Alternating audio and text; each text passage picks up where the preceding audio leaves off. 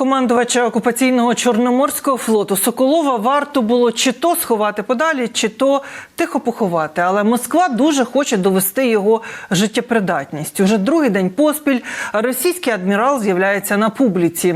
Але ця поява знову має нюанси.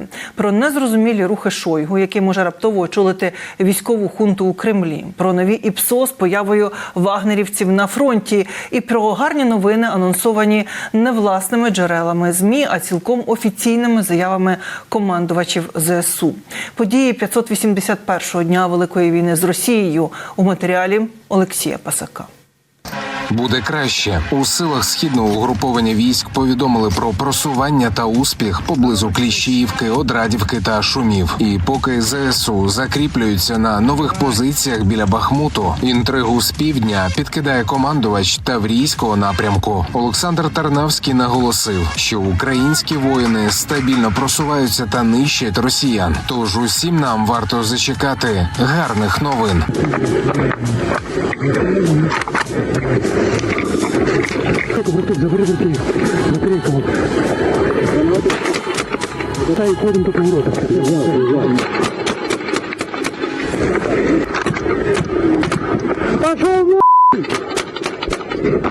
А ще військові експерти нагадують, що будь-які прогнози з цивільного погляду неодмінно будуть неактуальними, адже практично вся інформація в публічній площині з'являється зі значною паузою від подій на передовій. Дійсно, не можемо вгадати. Ми просто пальці в небо можемо попасти. Ми ж не знаємо реальну ситуацію на фронтах. Маю на увазі реальну станом на зараз, оскільки в засобах масової інформації, я постійно про це наголошую, інформація приходить з великим запізненням, яке може досягати 5, а то й 7 днів. Тому пропоную дочекатися, коли пан Тарнавський сам скаже, що вже було пробито, що було знищено, або, наприклад, яка бригада потрапила російська в оточення і, можливо, припинила своє існування. Подивимося. А росіяни тим часом уже другий день поспіль пропонують дивитися на командувача Чорноморського флоту, який, ймовірно, все ж таки уцілів після ракетного удару по Севастопольському штабу. Тепер він вручає нагороди місцевим футболістам, чий турнір закінчився ще понад тиждень тому, ще до обстрілу штабу. І з промов Соколова важко зрозуміти, коли саме було зняте відео, адже прямих заяв про ракетний удар він так і не зробив. Нічого не случилось, життя продовжується. Справді, нікчемне життя окремих окупантів досі триває, але ситуація може дуже стрімко змінитися. І західна допомога є одним із ключових чинників для пришвидшеного перетворення поганих росіян на гарантовано гарних. Нещодавно призначений новий міністр оборони Рустем Умєров спілкувався із CNN. Зауважив, що попри довге очікування на американські танки, Україна залишається сфокусованою на єдиному питанні.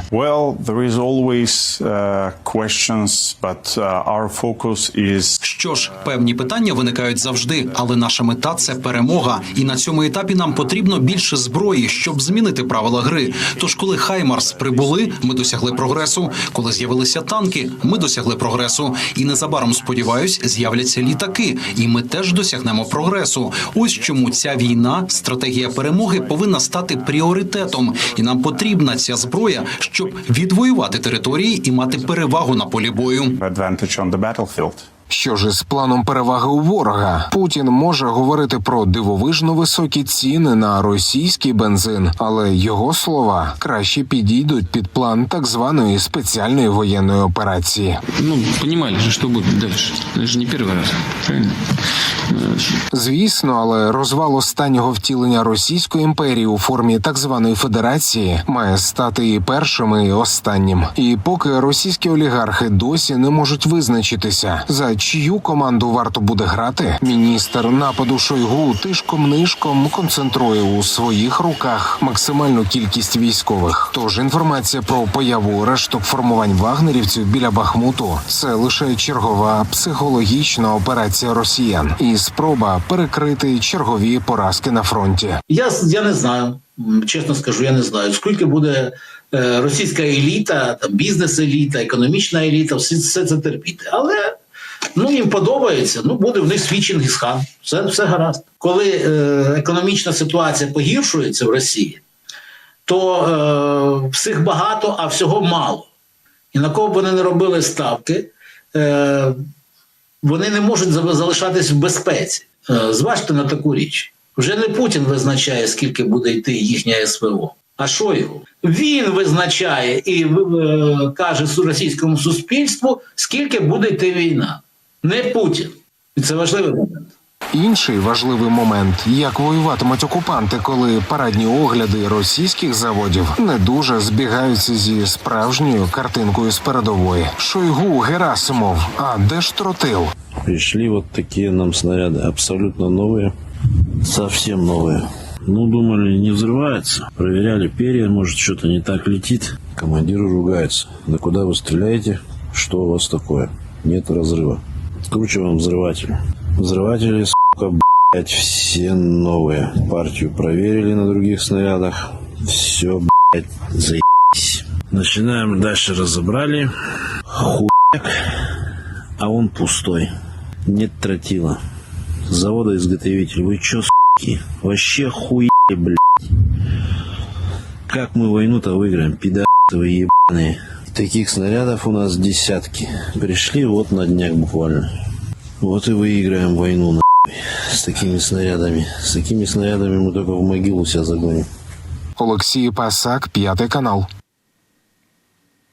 Для того, щоб дивитися нас частіше, не пропускати новини, інтерв'ю та спецпроєкти, зробіть 3 простих кроки. Підпишіться на YouTube 5, лайкніть і напишіть коментар. Для вас це секундна справа, а для нас просування в YouTube-просторі на вищі щаблі.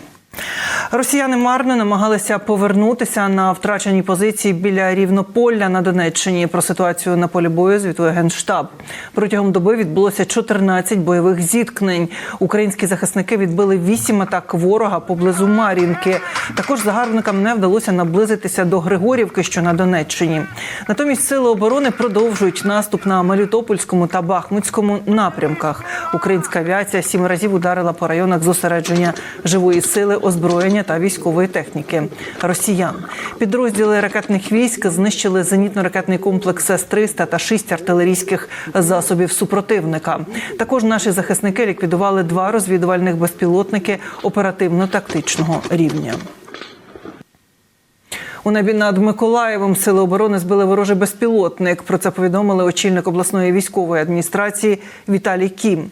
Деталей щодо типу безпілотника немає. Нині в області триває повітряна тривога. Куп'янський напрямок залишається пріоритетним для російських загарбників. Таким чином окупанти хочуть відвернути увагу ЗСУ від інших напрямків, де вони мають успіх. Про це заявив начальник Харківської обласної військової адміністрації Олег Синігубов. Каже, нині ворог проводить окремі диверсійно-розвідувальні вилазки, щоб з'ясувати позиції українських військових. Ворог фактично проводить підготовчі дії до майбутніх штурмових дій.